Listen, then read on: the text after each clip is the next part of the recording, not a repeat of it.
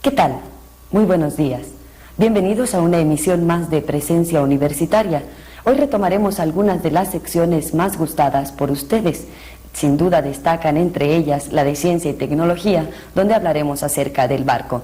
Tendremos un interesantísimo reportaje sobre la contaminación, el punto de vista del profesor Juan Holguín sobre el polémico libro Versos Satánicos. Nuestro espacio musical estará ocupado magistralmente por la Orquesta de Cámara del Conservatorio Nacional y la intensa actividad académica de nuestra máxima casa de estudios, por supuesto.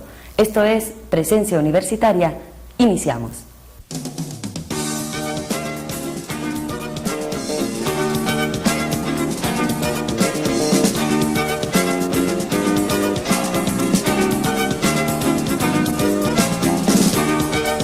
La Universidad Autónoma de Ciudad Juárez, a través de la Dirección General de Comunicación Social, presenta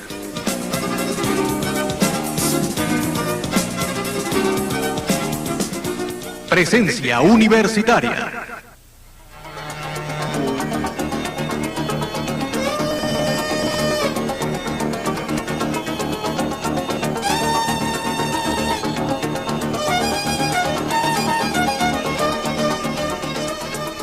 Una nueva experiencia televisiva. El cuento, el personaje, la música y reportajes. La información generada en nuestra alma mater.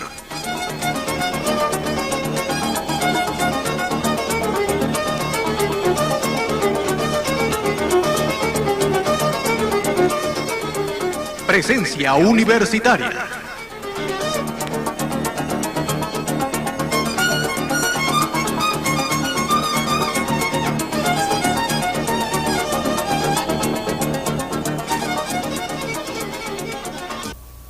Por mucho tiempo, el barco ocupó un lugar importante para los países del Viejo Mundo, ya que era un medio por el que podían comunicarse de nación a nación, un medio que los ayudó económica y políticamente hablando.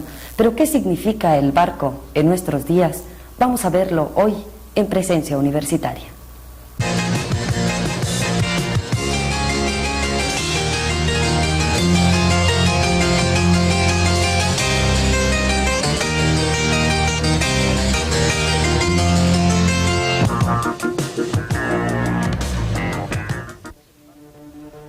El barco.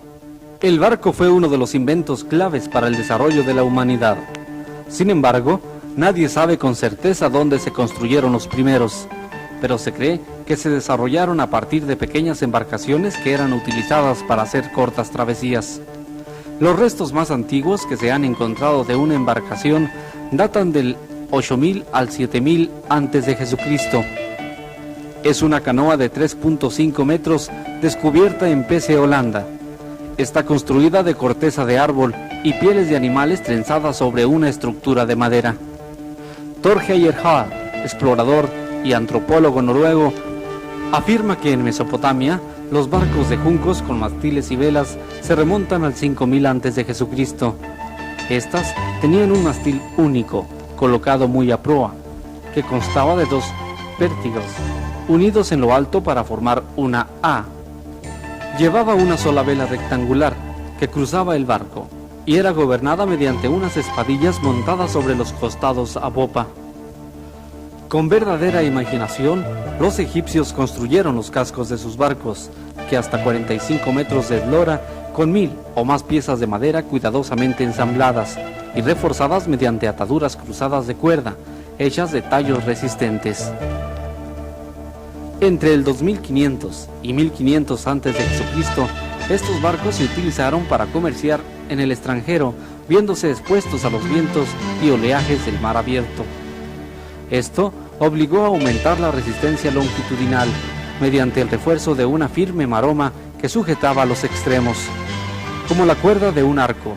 También el mástil sostenía una vela ancha tan larga como el barco, que se podía girar para aprovechar los vientos laterales. Sin embargo, seguía siendo la construcción de los barcos egipcios débil para resistir los temporales, necesitando diseños más rígidos y confiables. Fue hasta el 1200 que los fenicios desarrollaron embarcaciones más seguras, que tenían un casco formado por tablas largas, reforzadas por cuadernas de madera que tenían una longitud de 9 a 12 metros, resultando estables en el mar agitado. La espaciosa cala protegía el cargamento y una pequeña tripulación de 3 o 4 hombres bastaba para maniobrarla. En una de estas embarcaciones, los fenicios llegaron hasta la península ibérica, donde fundaron Cádiz, en el siglo XI a.C. Este tipo de barco mediterráneo, llamado barco redondo, tuvo una duración de más de 1000 años. En tiempos de los romanos, solo sufrió algunas modificaciones, como el aumento ligero de su tamaño, y se le agregaron velas más grandes, pudiendo transportar hasta 450 toneladas de cargamento. Durante los últimos 1000 años, tuvo un gran desarrollo el comercio naval, de tal manera que los pueblos costeros del Mediterráneo oriental, capaces de importar todas las materias de las que carecían, tuvieron un gran crecimiento y prosperidad. Debido a esto, hubo la necesidad de inventar las primeras monedas para simplificar las relaciones comerciales. En la Edad Media, el poder de las ciudades-estado mercantiles de Venecia y Génova dependían en su totalidad de la navegación. Para el siglo XIV, el comercio había aumentado, haciendo posible el intercambio de técnicas navieras, cruciales para el desarrollo de la navegación. Hacia el año 700, el barco vikingo fue construido. Estaba dotado de una quilla que proporcionaba rigidez a ese navío largo y esbelto, apto para largas travesías de altura. Disponía también de una sola vela cuadra muy grande, pero con gran movilidad. Durante varios siglos, los vikingos, nombre que se les dio a los tripulantes de estas embarcaciones, aterrorizaron a las poblaciones asentadas en las costas atlánticas de Europa. Por esa misma época, los chinos comenzaron a emplear las 3 mejores técnicas de su tiempo, que hicieron posible los grandes descubrimientos ultramarinos españoles del siglo XV. Estas mejoras consistían en el timón giratorio a popa, que resultaba más eficaz que el remo timón, pues opera desde la línea central del barco, en lugar de a un costado. Varios mástiles para obtener el máximo velamen y potencia, y la brújula magnética. Asimismo, inventaron los compartimientos estancos en los juncos de grandes dimensiones, lo que impedía que el barco se hundiera, aunque se anegase en varias partes del casco. La construcción de barcos de 3 palos fue un acontecimiento histórico en la navegación a vela, registrando en España y Portugal en el siglo XV. Este tipo de embarcación, llamada carabela, llevó a los descubridores a los puntos más lejanos del globo terráqueo, proporcionando a sus flotas una superioridad decisiva en los mares, por la versatilidad de sus naves. En el siglo XIX surgieron barcos de aparejo completo, más rápidos y grandes, debido a la gran competencia por el comercio mundial que existía. Los primeros clippers norteamericanos eran navíos con cascos diseñados para ofrecer la máxima resistencia al agua. Proporcionaban la máxima velocidad a expensas del espacio destinado a la carga, e iban impulsados por un amplio velamen de hasta 3000 metros cuadrados. Los clippers solían tener unas 700 toneladas de desplazamiento y unos 60 metros de eslora. Cuando las condiciones del viento eran favorables, alcanzaban una velocidad de hasta 20 nudos. Por muy perfecto que fuera el barco de vela, siempre se hallaba a expensas de los vientos y las mareas. Tiempo después, la invención de la máquina de vapor libró al barco de esta dependencia. El marqués Geoffroy d'Avance construyó el primer barco de vapor en Francia en 1783. Esta máquina hacía girar unas ruedas de paleta. 7 años después, John Fitch, ingeniero norteamericano, estableció el primer servicio de buques de vapor del mundo en el río Delaware. Durante más de medio siglo, la rueda de paleta no tuvo rival, prefiriéndose su uso en todas las embarcaciones. En 1777 se utilizó por primera vez el metal para el casco de un barco, y tras varios años de pruebas, en 1819 comenzó a navegar en un canal escocés la barcaza Vulcan, que fue el precursor de los navíos de hierro para transportar pasajeros. El inglés Francis Petit construyó en 1835 un modelo de barco con hélices, que vino a sustituir a las ruedas de paleta. Esta hélice, como permanece sumergida, resulta menos vulnerable a las tormentas y a los choques con las rocas. El más ambicioso de los proyectos navieros de 1858 se debió a Isambard Kingon Brunel. Este consistía en la construcción de un barco tan grande que pudiera dar la vuelta al mundo sin surtir combustible en un año. El primero en este tipo fue el transatlántico Great Eastern, de 18.914 toneladas. Tenía espacio para 12.000 toneladas de carbón y podía acomodar a 4.000 pasajeros. Iba impulsado por hélices y paletas. A comienzos del siglo XX había otros barcos de la misma eslora, casi 210 metros, y para 1930 los transatlánticos de pasajeros habían cuadruplicado su tonelaje. El Queen Mary, de 81.237 toneladas, construido en 1934 y retirado del servicio 33 años después, representó la cumbre de lujo en barcos de ese tipo, pudiendo alojar casi 2.000 pasajeros y cruzar el Atlántico en 3 o 4 días. En la última mitad del siglo XIX se consiguieron los últimos grandes avances en el diseño de las máquinas de vapor, para que fueran más eficaces y funcionaran ahorrando combustible, factores clave en las largas travesías en las que no se podía cargar combustible en mucho tiempo. La turbina de vapor fue una de las innovaciones más espectaculares del Sir Charles Berson. La turbina fue exhibida ante los monarcas de Europa y representantes de las armadas del mundo en la revista naval de 1897, celebrada en Spithead. Era una esbelta nave de 30 metros de eslora que se deslizaba a 30 nudos. Entre 1880 y 1930 comenzó a adaptarse para usos marítimos el motor de combustión interna. Primero se probó el motor de gasolina en un bote construido por el ingeniero alemán Gottlieb Daimler en el río Neckar, en Alemania, resultando todo un éxito y alcanzando grandes velocidades. Estos botes fueron usados con mucha frecuencia durante la Primera Guerra Mundial, como lanchas torpederas y patrullas costeras. El motor diésel se usó más por economía que por velocidad. El primero de estos se instaló en el bote francés Petit Pierre en 1902. A partir de entonces, este tipo de motor empezó a predominar en los barcos de nueva construcción, tanto de carga como de pasajeros.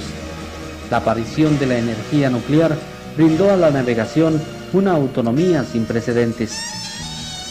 En 1958 se aplicó por primera vez a un mercante experimental norteamericano, el Savannah. Un año después, el rompehielos soviético Lenin y el Arktika. Por otra parte, también se ha producido una rápida expansión de la flota de los barcos contenedores, concebida para transportar productos manufacturados. Asimismo, el número y tamaño de los transatlánticos ha disminuido ante la competencia de la aviación, aunque la expansión del turismo y automovilismo ha popularizado los transbordadores. Estos acontecimientos han producido grandes cambios en la industria naviera. Se ha tenido que reorganizar e incluso reconstruir los astilleros para hacer frente a la demanda de barcos muy grandes. La gran inversión de capital necesaria y la dura competencia mundial han provocado la fusión de compañías pequeñas para formar grandes empresas. Todos los requerimientos que existieron en cada época de la humanidad, aunados al ingenio del hombre, lograron convertir al barco en un medio de transporte eficaz, para el comercio principalmente, y en la actualidad como un medio indispensable en las comunicaciones, la industria, el comercio, la guerra, el turismo e incluso el dominio del mar y sus habitantes.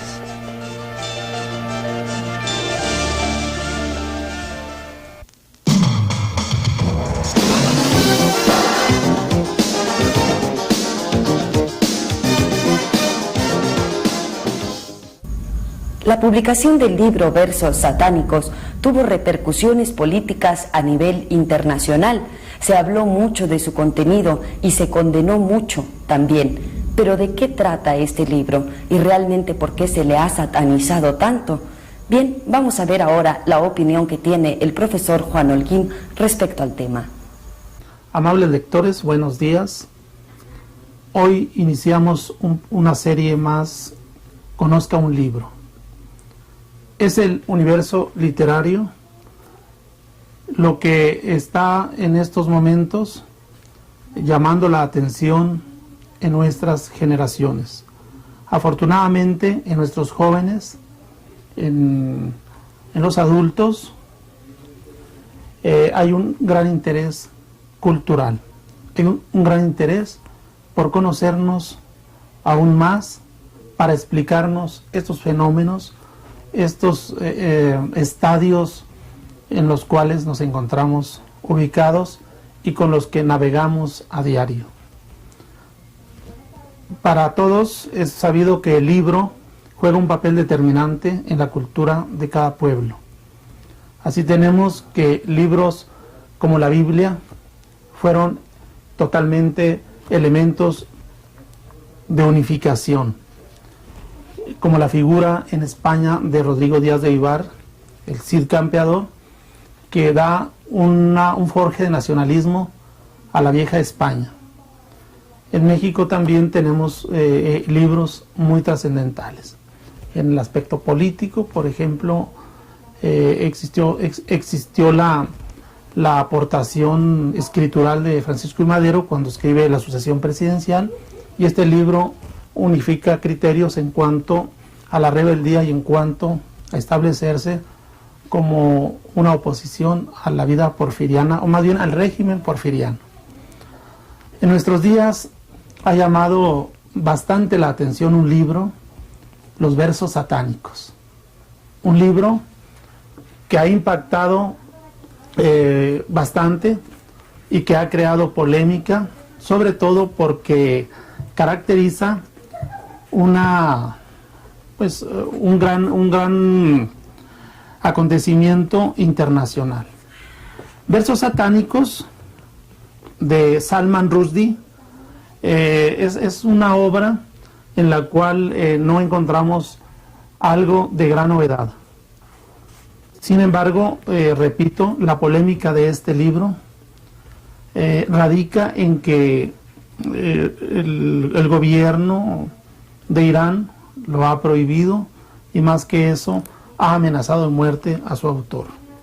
Y con este hecho tenemos que no es precisamente también una novedad. A lo largo de la historia, muchos escritores o bien han sido aniquilados o han tenido que tomar el exilio. En este libro se establece una vieja posición de imágenes literarias. Aquí encontramos ni más ni menos la ya tradicional lucha entre el bien y el mal, y en su trama también encierra una verdadera historia digna de ser leída. Es un libro respetable. Salman Rushdie no es un escritor improvisado ni hecho a la vera de esta polémica actual. Es un escritor bien reconocido, es un escritor que tiene varios premios internacionales. Lo que debemos destacar es que el libro es un gran recurso, es un vehículo, es un parámetro muchas veces de una realidad. Por hoy es todo y los esperamos la próxima semana con un libro de la nueva literatura mexicana.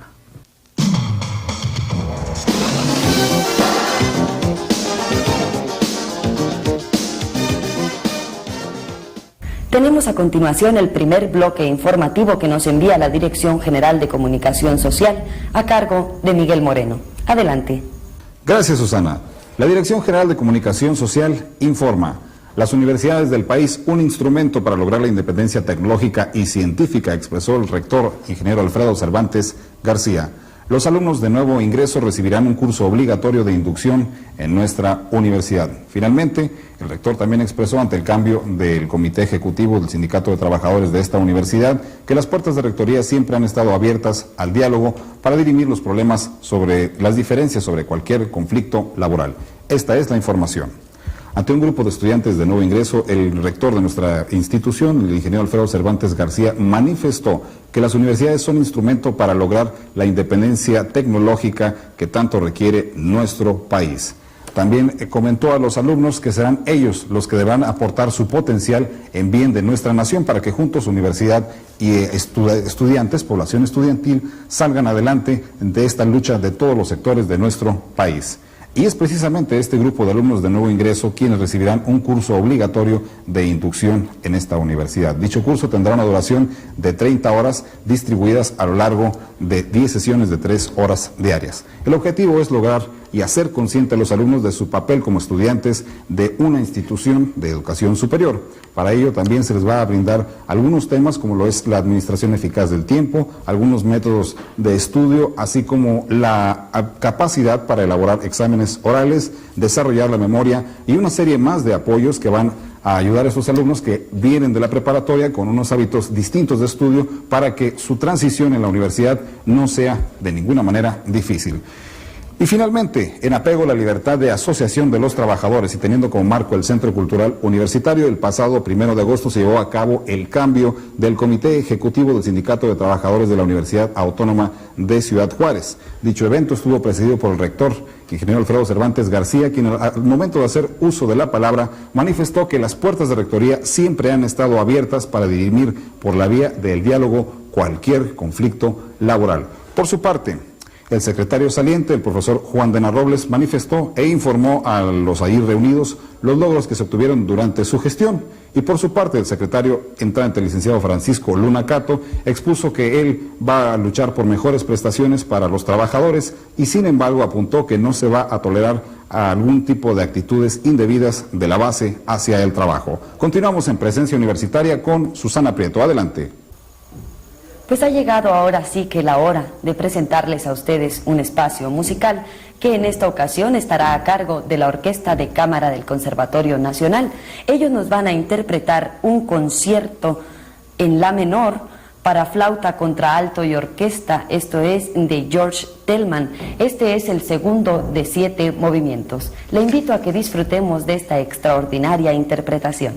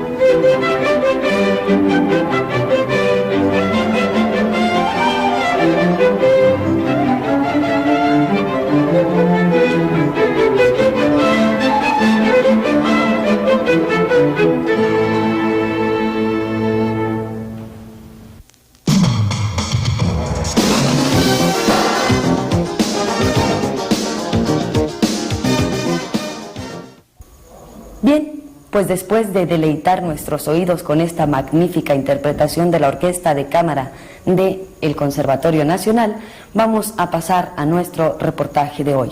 Es la primera parte de un reportaje sobre la contaminación. ¿Qué es lo que está pasando en Juárez? Algo pasa. Descubrámoslo aquí, en Presencia Universitaria. Así un piquetito como este, me hizo un líquido que ahí mismo trabajando se me hizo la mano un poquito moradita. Pues bien, amigos, en este momento somos testigos cómo se lleva a cabo una tira de basura aparentemente comestible desde el punto donde nos encontramos. Usted puede apreciar a través de su pantalla cómo se encuentra una gran cantidad de botes y está una troca descargando todo este tipo de residuos. Otro de los factores de contaminación son las ladrilleras. Más de 500 de ellas existen en nuestra ciudad. Esto, combinado con la combustión de los vehículos automotores, genera una gran cantidad de contaminación que en los meses de invierno, aunado al calentamiento de los hogares vía cualquier otro tipo de combustible, genera una densa capa de humo. ¿Qué tal, amigos? Muy buenos días. Bienvenidos a Presencia Universitaria, un espacio y un esfuerzo desde la Universidad Autónoma de Ciudad Juárez por llevarle información y cultura a través de la televisión. En esta mañana nos encontramos en las instalaciones del Chamizal, el cual puede considerarse el pulmón de nuestra ciudad, porque ese es el tema que abordaremos en esta ocasión. La contaminación, cómo se lleva a cabo los procesos de contaminación en nuestra ciudad, a través, claro, del aire, del agua y del suelo. Es un número interesante esta edición e invitamos a que nos acompañen los próximos 30 minutos en Presencia Universitaria. Buenos días.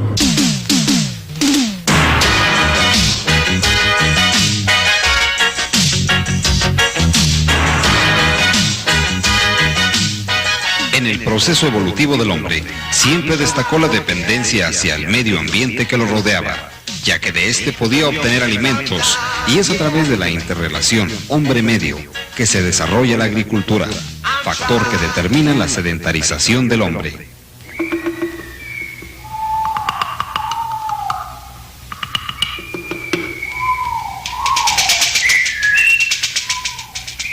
Continuaría la evolución del ser humano a través de los siglos, llevando una armoniosa relación con el hábitat que le rodeaba, y sería a partir de la revolución industrial, con el invento del motor, cuando esta armonía se rompiera.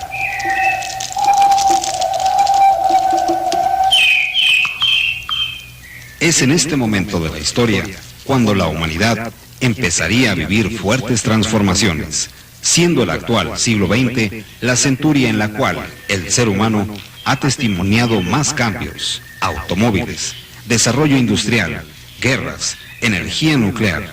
Y es precisamente este desarrollo el que rompió con las reglas que el hombre tenía hacia el medio que lo rodeaba.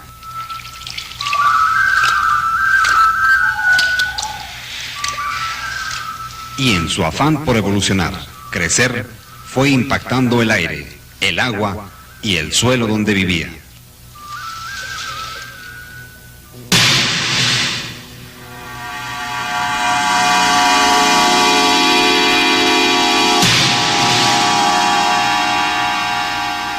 Los grandes centros poblacionales urbanos son un fiel reflejo de esta situación. Smog, ruido, estrés, son compañeros cotidianos del hombre moderno.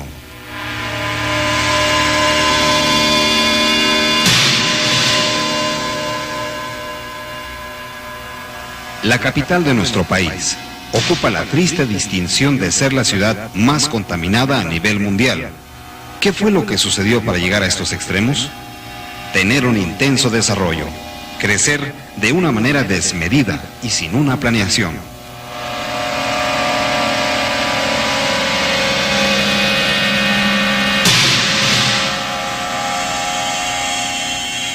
Ciudad Juárez es hoy en día la quinta ciudad de nuestro país. Si asumiéramos que el desarrollo de los centros poblacionales urbanos genera contaminación, seríamos entonces la quinta ciudad más contaminada del país. Y es precisamente este renglón donde debemos de hacer conciencia sobre lo que ocurre en nuestra frontera para evitar tener problemas tan serios como los de la capital de nuestro país.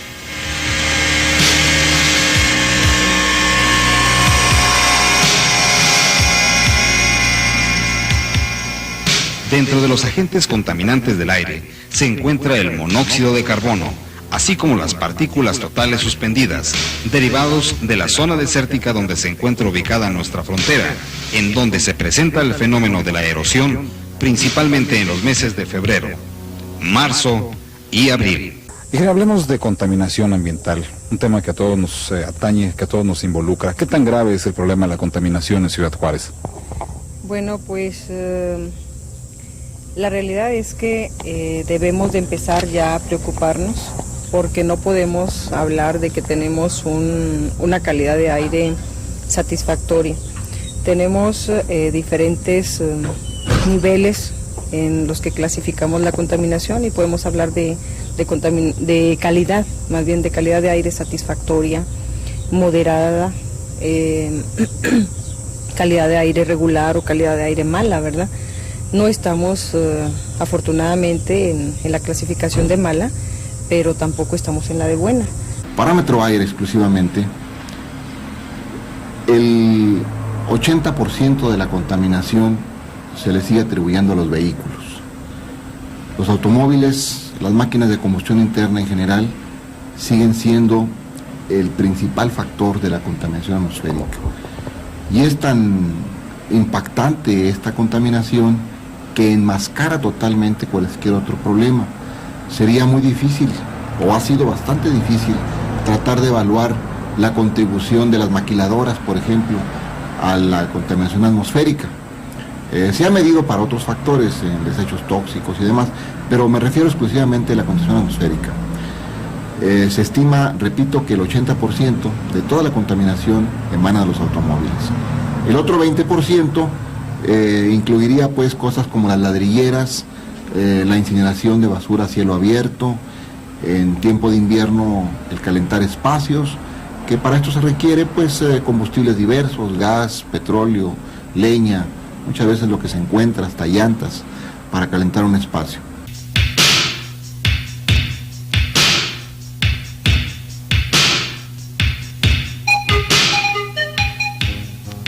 Al hablar de la calidad del aire en esta región, debe entenderse como una cuenca atmosférica entre El Paso y Juárez. Un censo aproximado de vehículos en nuestra ciudad oscila entre los 300,000 carros, cuyas condiciones mecánicas son irregulares. Y he aquí un punto de conciencia. La contaminación que genera un carro podría reducirse hasta en un 70% con una afinación. De igual manera se sabe que un automóvil produce más emisiones cuando está parado que cuando está en movimiento.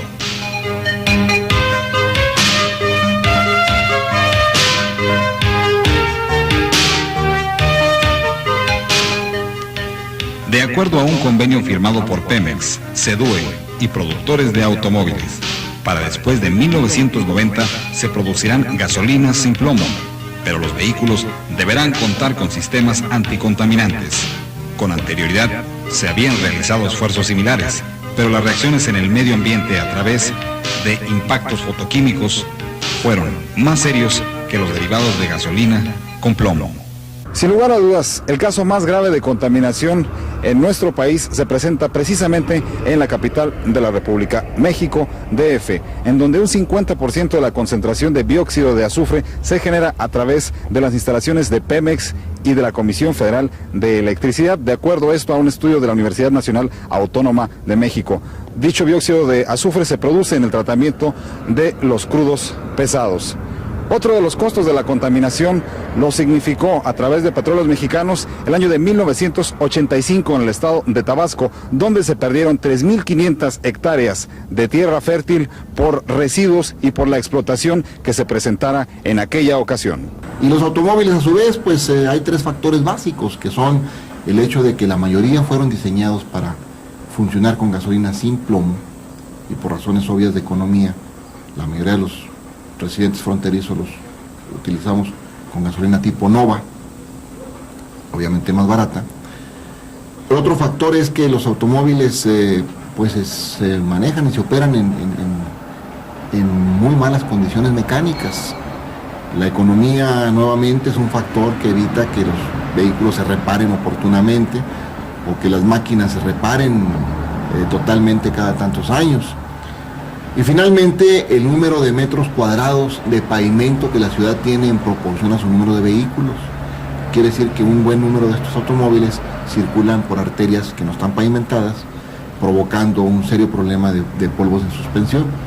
Precisamente el que nos encontremos justo en zona desértica, rodeados de zona desértica, pues tenemos terrenos de características topográficas bastante bien definidas que nos da un alto porcentaje de facilidad de erosión. Por lo tanto, las partículas suspendidas, cuando hay fuertes vientos, aumenta, y esto hace los vientos también que tengamos partículas suspendidas de basureros, ¿verdad?, de quemas, etcétera. Entonces podemos también considerar que pudiéramos encontrarnos quizás concentraciones de gérmenes patógenos, ¿verdad? Entonces, dependiendo de lo que tengamos dentro de esas partículas, son los posibles daños a la salud que vamos a tener, pero precisamente porque por principio de cuenta no las encontramos como fracciones respirables, entonces las primeras molestias que vamos a tener van a ser problemas respiratorios. Otro de los factores de contaminación son las ladrilleras. Más de 500 de ellas existen en nuestra ciudad. Esto, combinado con la combustión de los vehículos automotores, genera una gran cantidad de contaminación que en los meses de invierno, aunado al calentamiento de los hogares vía cualquier otro tipo de combustible, genera una densa capa de humo que difícilmente se puede llegar a dilatar dadas las características de nuestro clima. Otro de los casos que alarma y ha sido detectado también en la capital de la República es el mal que padecen muchos niños. Debido a la combustión de la gasolina, 2 de cada 5 niños se les ha detectado ya plomo en la sangre. Todo esto habla de la necesidad y de la urgencia de que todos tomemos y hagamos conciencia de lo que podemos hacer en relación a la contaminación. Que hagamos conciencia de lo que bien puede ser la ecología y de qué manera podamos aportar algo para evitar que esto siga sucediendo de una manera indiscriminada. Aparte de los experimentos que han hecho otras autoridades en relación con la contaminación que producen o producían los humos de la compañía fundidora Asarco de El Paso, Texas, en que se detectaban plomo en los residentes de las colonias inmediatas del lado mexicano, como la Saravia, etcétera, pues sí es notorio la contaminación del aire por parte de humos, principalmente. Es muy notorio principalmente en la época de invierno, en la cual nuestros árboles tiran sus hojas, casi nuestra vegetación se conforma de árboles de hojas caducas. Hasta ahorita sabemos muy bien, no hemos inventado ningún artefacto así tan eficiente, práctico y económico como las hojas de los árboles, que toman el dióxido de carbono de la atmósfera y lo descomponen y nos devuelven oxígeno puro y fijan el carbono para nuestros alimentos, de tal manera que en la época de invierno, en que los árboles tiran sus hojas, nos vemos desprovistos de ese descontaminante que son las hojas de los árboles. Y para agravar más la situación, tenemos que hacer gran uso de calefactores para mitigar los fríos del invierno. Sino que una inversión térmica es justamente, una inversión de temperatura. Es decir, que si nosotros tenemos una temperatura de nuestros superficies, los gases más próximos a nosotros, normales de la atmósfera, y los enfriamos drásticamente o repentinamente, ¿verdad? Hacemos un cambio de temperatura. Entonces esto hace que no haya una dispersión de los mismos gases que conforman la atmósfera. Obvio es que existe una responsabilidad de uno como guiador en tener en buenas condiciones su automóvil. Sin embargo, esto no es general. No toda la población tiene la capacidad y los recursos para poder llevar a cabo afinaciones periódicamente o muchas de las proposiciones que realiza la Secretaría de Desarrollo Urbano y Ecología. ¿Qué respuesta puede haber a esto? Creo que acaba usted de tocar un problema de tipo social que es básico en este planteamiento. Yo me he preguntado, ¿quién tiene la autoridad moral de detener a ese obrero que pasa frente a nosotros en un automóvil en malas condiciones, humeante y contaminando el ambiente? Detenerlo y decirle que tiene él que gastarse el equivalente a 6 meses o 8 meses de salario mínimo para hacer una reparación, si no, no lo puede utilizar. En el estado que guarda la economía en nuestro país, yo me pregunto, repito, ¿cómo podemos obligar a que alguien gaste estas fuertes cantidades en una reparación general?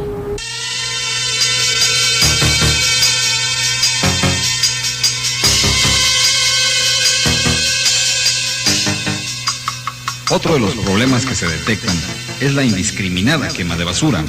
Actualmente, en Ciudad Juárez, cada persona produce 1 kilogramo de basura diaria, independientemente del nivel socioeconómico. Desafortunadamente, la capacidad de recolección es insuficiente para las 1000 toneladas diarias de basura que producimos. Cabe destacar que en el interior del país, los residuos son biodegradables, mientras que en nuestra frontera son industrializados.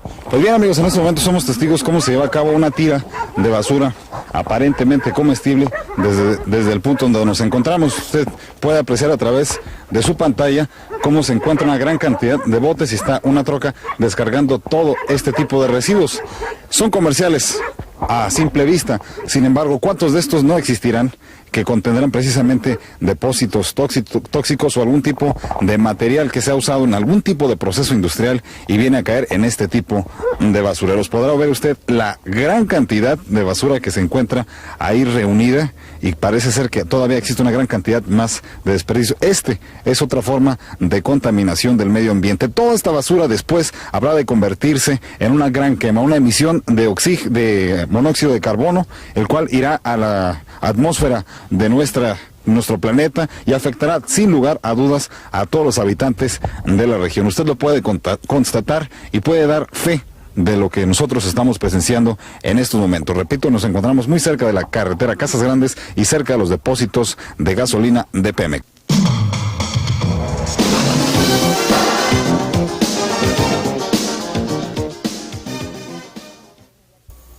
Y bien, Miguel Moreno ya tiene listo el segundo bloque informativo que contiene noticias generadas en nuestra máxima casa de estudios. Vamos con él. Gracias, Susana. La Dirección General de Comunicación Social informa, en materia de deuda externa, todavía no se pueden echar a volar las campanas, expresa un economista universitario. Continuarán las importaciones y subsidios a productos básicos y, por su parte, en control de natalidad, en 12 años descendió esta tasa del 3.7% al 2% anual. Esta es la información. El economista Javier Sánchez Carlos expresó que en materia de deuda externa todavía no se puede cantar victoria ni echar a volar las campanas, ya que el proceso es largo y dependerá de los bancos acreedores elegir una de las 3 opciones dentro del llamado Plan Brady. Pero esta situación viene a ser fundamental para el país, ya que se evitará la transferencia de recursos de capitales, lo que permitirá una reactivación de la economía. Y por su parte, regresará la confianza en algunos inversionistas e industriales que quizá por algunas circunstancias de inseguridad exportaron sus capitales y se pretende que ahora los regresen a nuestro país. Y a quienes no han invertido, pues que lo hagan en las áreas estratégicas de desarrollo y crecimiento de la nación. En más información de economía para ustedes, de continuar la tendencia al congelamiento de los precios básicos, en precios de artículos básicos, pues los productores de los mismos se verán en una seria crisis, ya que los costos de operación superan mucho a los costos de venta al público y esto pues va a generar, repetimos, una situación muy delicada, por lo cual se continuará con la importación y subsidios a los artículos básicos. Hay que poner mucha atención en este aspecto porque México no debe caer en esta situación. Sin embargo, esto se da dentro de los marcos actuales de la economía. Los cambios vendrán en su tiempo. Y finalmente, a partir de 1974, año que se iniciaron los programas de control de natalidad en nuestro país, pues se ha sentido que esto ha evolucionado de una manera muy positiva, ya que en ese lapso de tiempo, 12 años para ser exactos, se descendió en la tasa de natalidad del 3.7% al 2% anual, y de continuar esta tendencia se espera que para el año 2000 sea del 1%. Esto a todas luces habla bien de los programas y esfuerzos que en control de la natalidad se están obteniendo en nuestro país. Por su parte, en materia de salud pública, se está teniendo una buena respuesta por parte de la ciudadanía a las campañas de inmunización en los casos de sarampión, tosferina, poliomielitis, tuberculosis, etc. Continuamos en Presencia Universitaria con Susana Prieto. Pero antes de ir con ella, permítanme mostrarle la nueva época y el primer tomo, la primera edición de Gaceta Universitaria, una publicación de la Dirección General de Comunicación Social, y esta publicación tiene una amplia cobertura de temas universitarios, los cuales, créanmelo, son bastante interesantes. Felicidades a Gaceta Universitaria por esta nueva época. Ahora sí, vamos con nuestra compañera Susana Prieto. Adelante.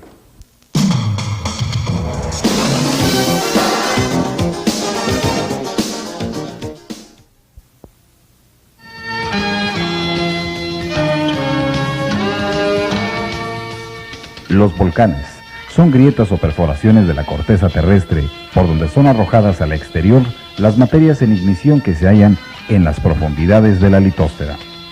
La litosfera es la envoltura sólida que cubre nuestro planeta y se conoce comúnmente con el nombre de corteza terrestre.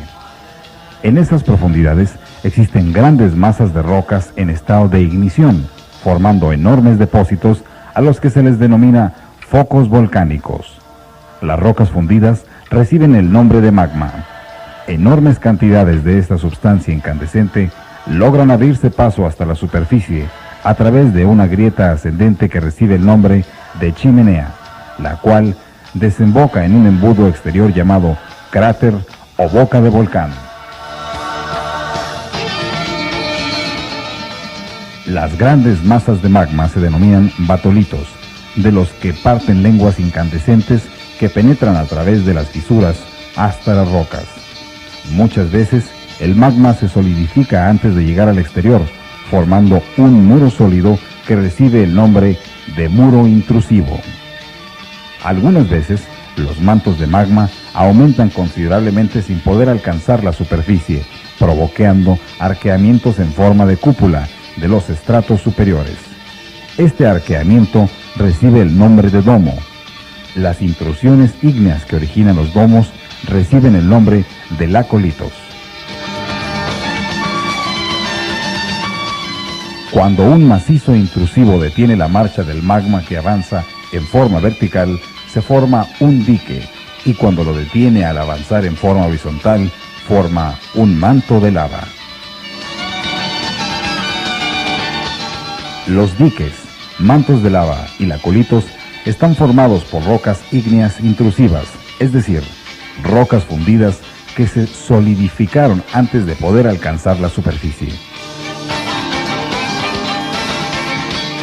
El magma que logra abrirse paso hacia el exterior, impulsado por gases y vapores, se derrama por la boca del volcán, convertido en lava ardiente, formando ríos de fuego con temperaturas de más de 1000 grados centígrados. Cuando esto acontece, se dice que ha ocurrido una erupción volcánica.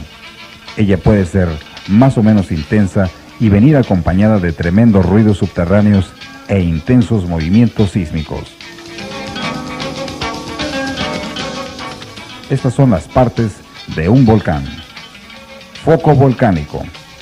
Es el lugar de la litosfera en donde se encuentran acumuladas las rocas en estado de ignición, o sea, el magma.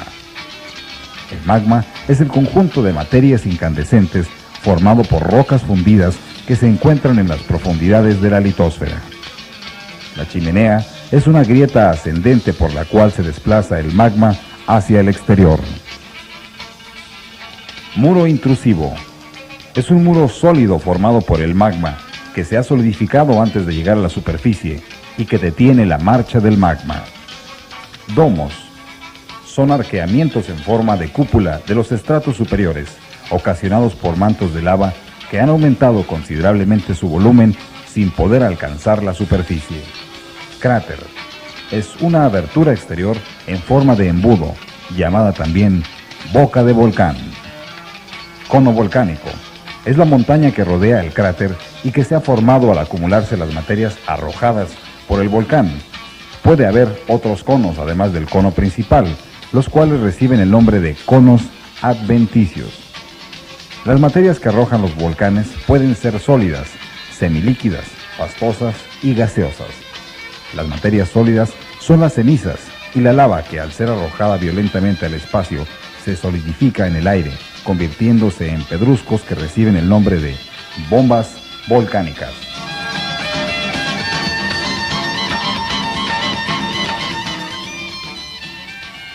La parte semilíquida o pastosa la constituye la lava que fluye por el cráter y se desliza por las laderas del cono formando ríos.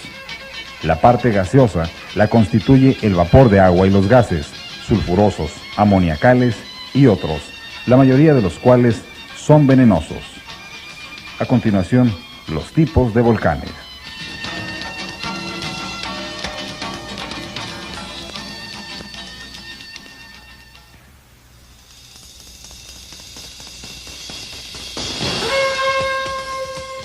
Existen varios tipos de volcanes, cuya clasificación se basa en el tipo de lava que arrojan y que puede ser más o menos espesa. Los tipos de volcanes son: hawaiano, es el tipo de volcanes de erupciones más tranquilas y suaves. La lava que arroja este tipo de volcanes es sumamente fluida y se derrama, formando ríos que llegan hasta muy lejos. Ejemplos de este tipo son el Kilauea y el Mauna Loa, que se encuentran en las islas Hawái. Stromboliano. Su lava es menos fluida y corre muy lentamente, taponeando a veces el cráter, lo que origina violentas explosiones. Ejemplo de este tipo de volcanes es el Stromboli, que se encuentra en Sicilia.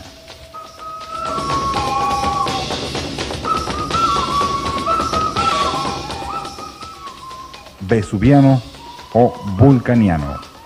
Estos volcanes producen dos tipos de lavas, unas que son bastante fluidas y que al solidificarse toman un aspecto pedregoso. Es el tipo de volcanes que formaron el Pedregal de San Ángel y el recién nacido Paricutín. Otras lavas son sumamente espesas y producen grandes taponeamientos que originan tremendas explosiones, como el conocido y famoso Vesubio. Peleano.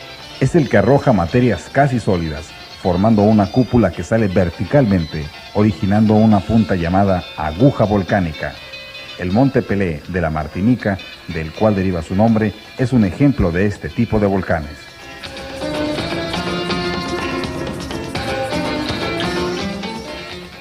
En la Tierra hay dos grandes zonas volcánicas. La primera está formada por el Círculo de Fuego del Pacífico, que comprende las islas Aleutianas, los Andes, la Antártida, las Islas Sonda, las Filipinas y el Japón.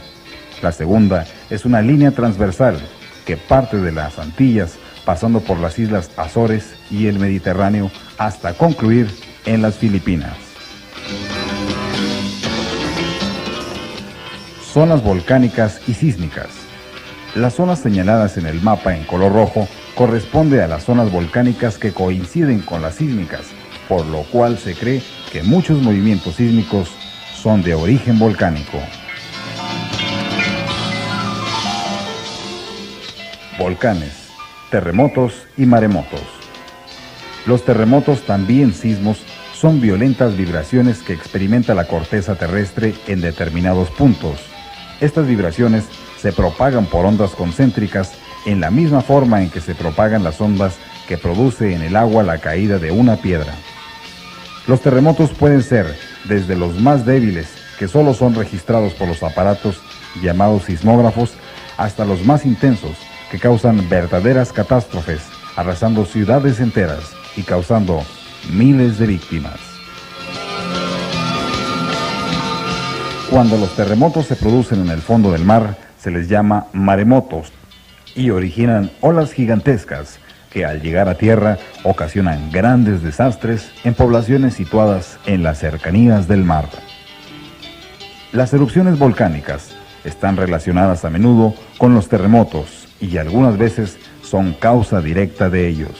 Es posible que los dos fenómenos reconozcan, en muchos casos, un origen común.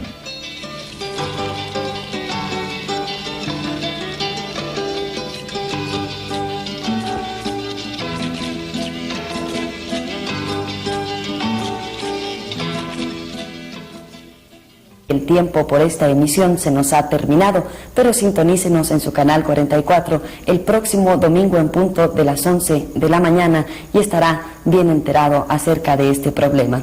Y no me resta sino darle las gracias a nombre de todo el equipo que hace posible la realización y la transmisión de este programa, de nuestro productor, el señor Carlos Ortigoza, y en el mío propio, Susana Prieto. Los invito a que continúen en este canal, ya que sigue la segunda parte de nuestro programa. Nosotros con el licenciado Miguel Lucero Palma, que seguramente también tendrá un tema interesante para ustedes. Hasta luego y pasen buenas tardes.